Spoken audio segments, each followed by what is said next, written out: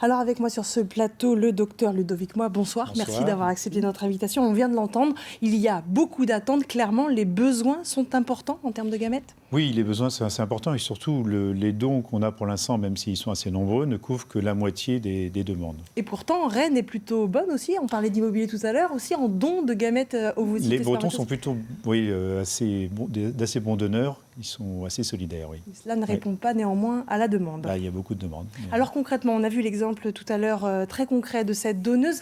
Qui peut maintenant donner? La législation a légèrement changé. Voilà. Il y a quelques années, jusqu'il y a 2 ans environ, il fallait avoir eu un enfant pour pouvoir être donneuse d'ovocytes.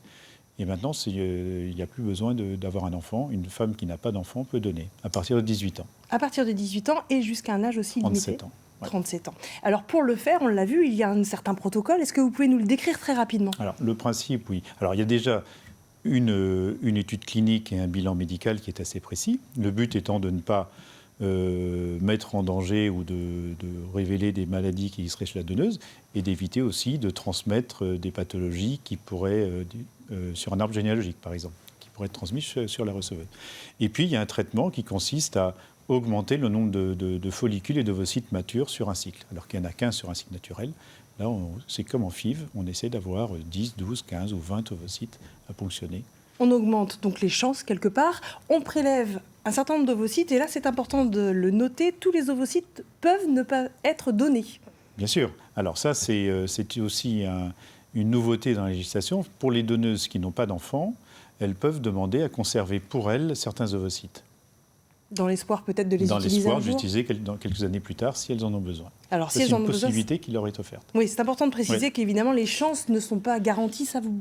C'est des proportions évidemment qui existent. Voilà, pour obtenir statistiquement, pour avoir un enfant grâce à des ovocytes qui ont été congelés, enfin cryopréservés pendant quelques années, il faut quand même plusieurs ovocytes, plus d'une dizaine, probablement plus d'une quinzaine.